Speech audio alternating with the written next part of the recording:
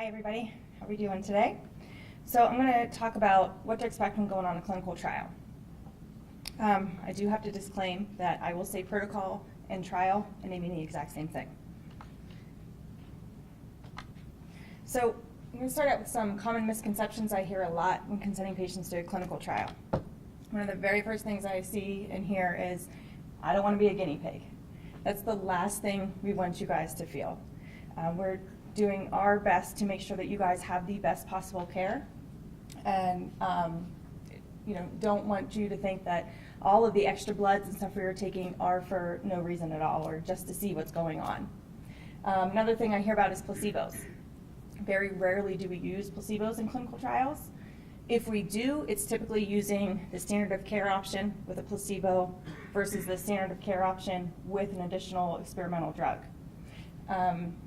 Another thing a lot of patients think is, this is my last option, and by far that's the farthest from the truth. We use trials actually a lot of times frontline. It's the cutting edge breakthrough of the treatments, and we want to give those options the best run for their money. And side effects. There are a lot of side effects, and when we give you the consent, it lists through every single possible side effect that anybody has had on these drugs. So those can be scary. But we do have them broken down into if it's more likely or less likely to happen. So as far as some benefits from participating in a clinical trial, a lot of our patients have had access to new drugs years before they were available after approval from the FDA. There's a possibility of more effective treatment by combining the experimental drugs with standard of cares.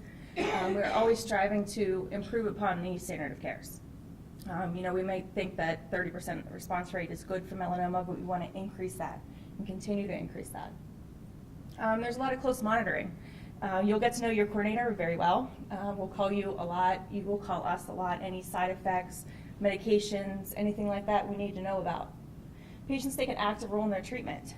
You have some more options, choices. You know your body. You know what side effects you're having, and you can relay that to us as well. One of the biggest things is a chance to help researchers and future patients. Even if you do not derive a benefit from the trial, for instance, if unfortunately your disease does progress, we still learn so much just from participating in the clinical trial. And a lot of the drugs are actually provided by the sponsor, and they're not gone through your insurance company to have outrageous payments and co-payments, so it's an added financial benefit as well. So there are a couple risks associated with clinical trials. One might not be so much of a risk to you safety-wise, but it is a lot more commitment. It's a lot more time here or at our community cancer centers as well. It might be more time at home, keeping track of when you are taking your drugs, what side effects you're having, maybe watching your blood pressure or anything else as far as side effects associated. There are the risk of side effects, but we do know how to treat those. And by giving us a call and saying, hey, this is going on, sooner rather than later, sometimes that can help alleviate those. There's additional testing that's required for safety or for research purposes. A lot of times we might not know the full extent of, for instance, a cardiotoxicity to the drug.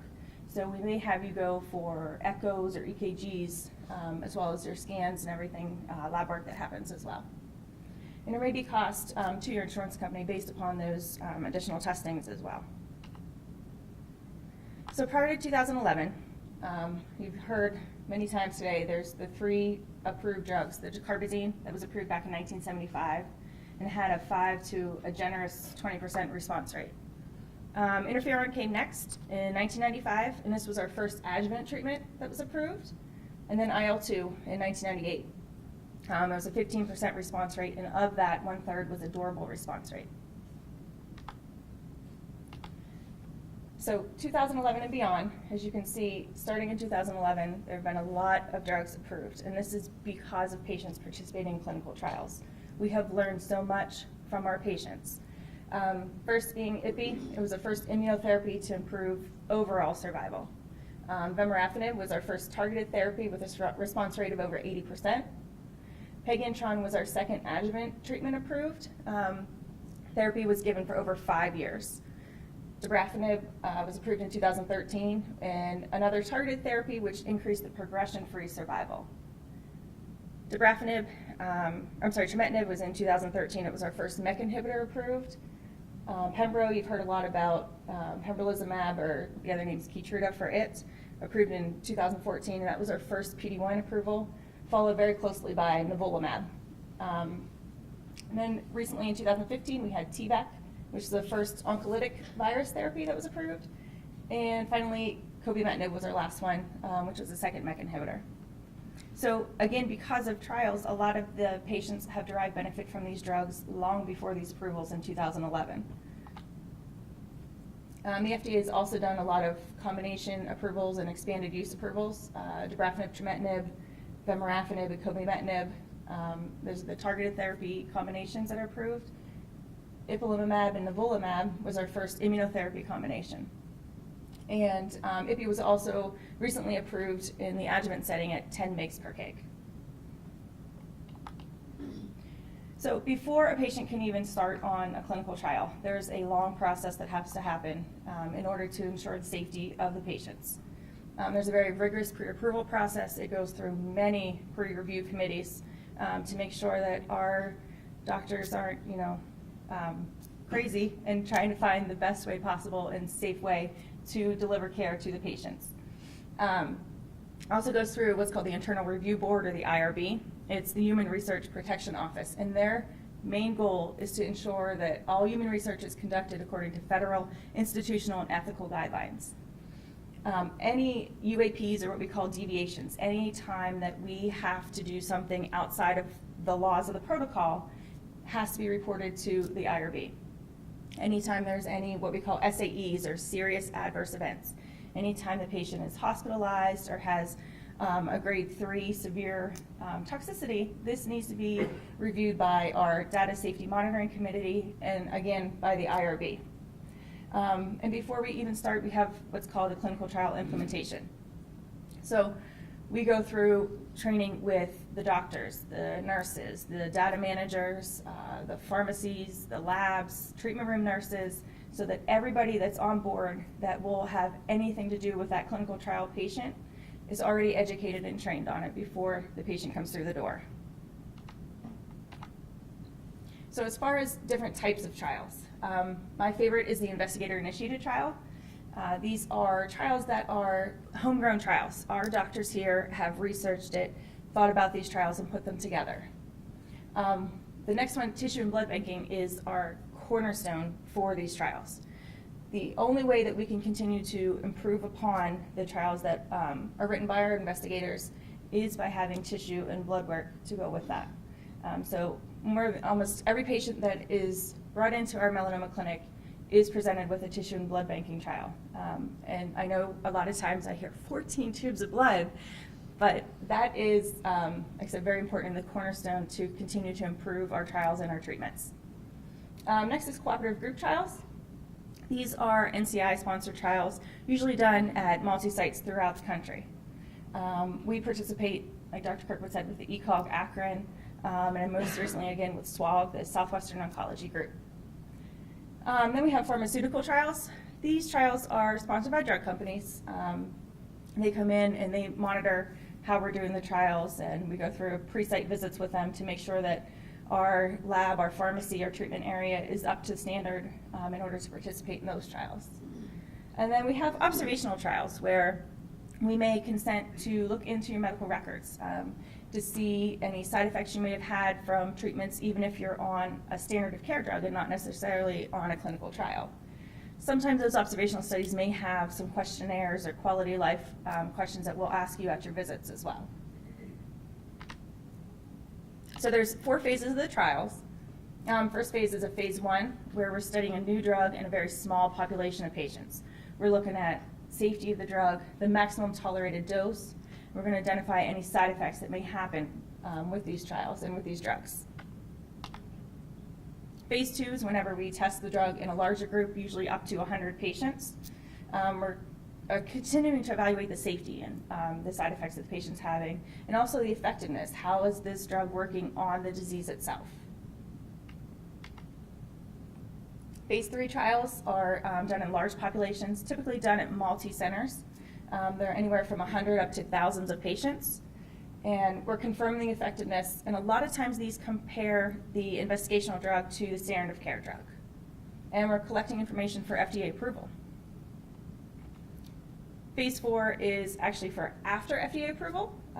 We're just gathering information on long-term use and effects of the drugs.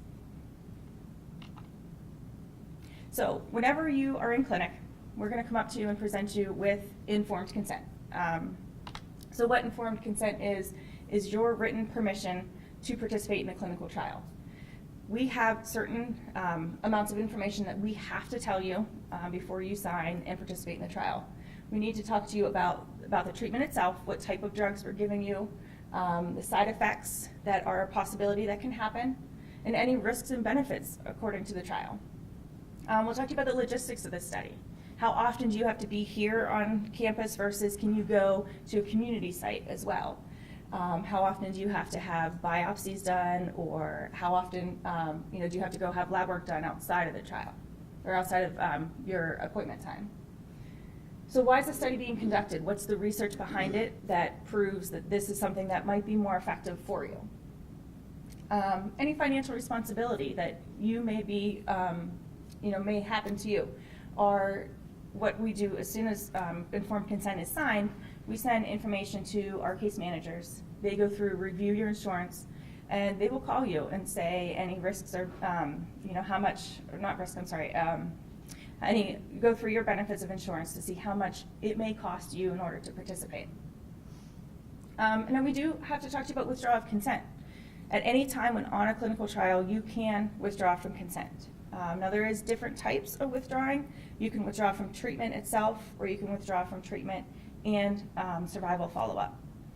We can use your data from the time you sign until you say that you withdraw consent, but after that, if you withdraw from both treatment and survival, we can no longer look to see how you're doing after the trial as well. So if for any reason you do withdraw, we do strongly recommend to continue, at least for us to follow you for survival. So during the screening process, a lot of times, so we always want more blood, more blood, more blood. There's a lot of testing that has to happen after signing consent.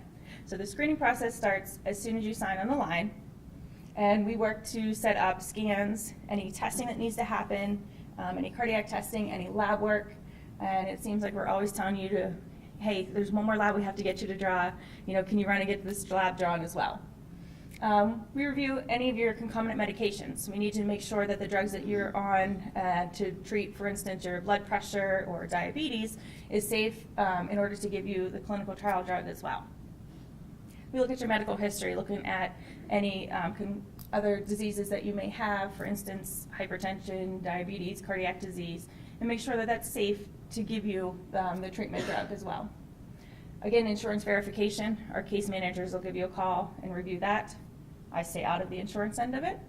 And then we do eligibility verification. So every clinical trial has a set of parameters that the patient has to meet in order to go on. This is reviewed first by the coordinator. We do a second eligibility check by either myself as a supervisor or a program manager. And then the third sign-off comes by the physicians. So there's at least a 3-check process in order to make sure that the patient meets the eligibility criteria.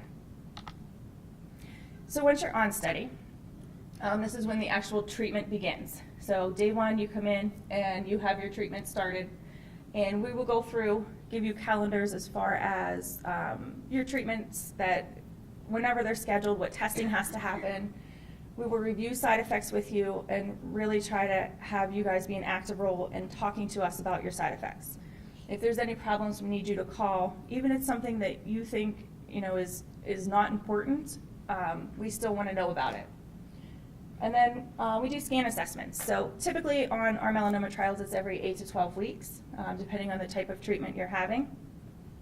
We look at your baseline scan, and we compare those scans that you just had to the baseline scans.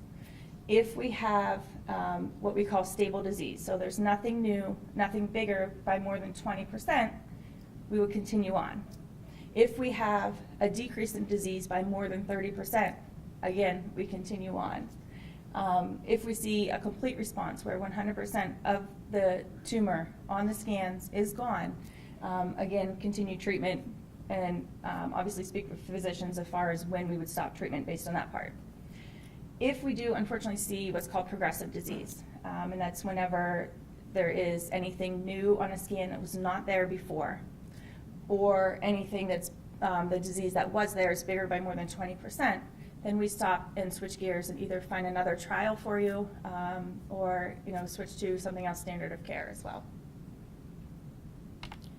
So for the end of study and follow-up. So that starts at study completion, and that can either be when you've completed all of your treatments, if the trial outlines that you're there on study for a year or 2 years, or if there was enough toxicity that we had to stop the treatment, or if there's progressive disease, that's whenever we call it an end of study visit. We do a safety evaluation. Usually that happens about 30 days after your last dose of drug, just to make sure that any toxicity you're having is resolving and that there's nothing new happening as well. And then we do continue to follow for survival follow-up. This may be a trip into the clinic. It may be just a simple phone call to see how you guys are doing. But that's also very important to follow that through as well. So this is our clinical trial team. This is a very hardworking, dedicated, passionate team, one of the best that I have worked with. Not all of them could be here today, but they all consist of, number one, your investigator. You have what's called a principal investigator. He is kind of the head honcho for the study, and he's ultimately responsible for all the patients on the study. And then we have your investigators, your treating physicians, your surgical oncologist, your physician assistants, and we have Kelly in the outpatient department as well. Next is your clinical research coordinator. So for Mary, if she would be your clinical research coordinator, she is your direct contact. You will have her direct number. You would call her with any questions, side effects, anything that may happen on the trial, any questions, you would go through her. If for some reason she can't answer those questions, we'll patch you through to Dr. Kirkwood so we can get those answered. And then we have our clinical research associates, such as Matt. They work a lot entering data.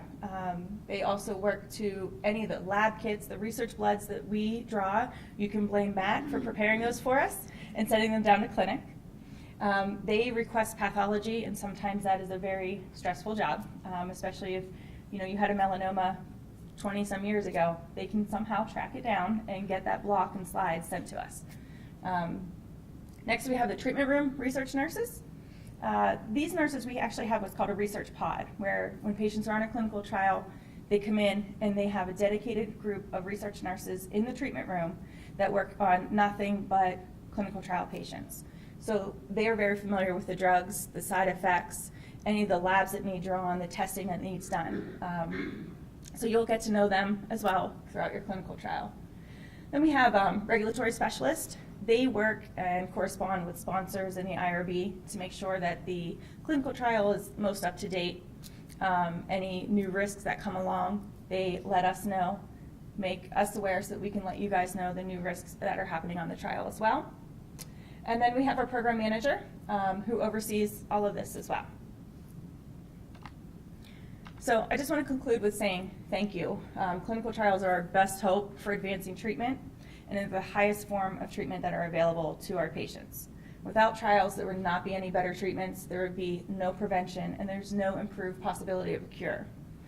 And for my past and present patients, to another big thank you that we have come so far. As you can see from 2011 on, we continue to make great strides. Thank you. Is there any questions at all?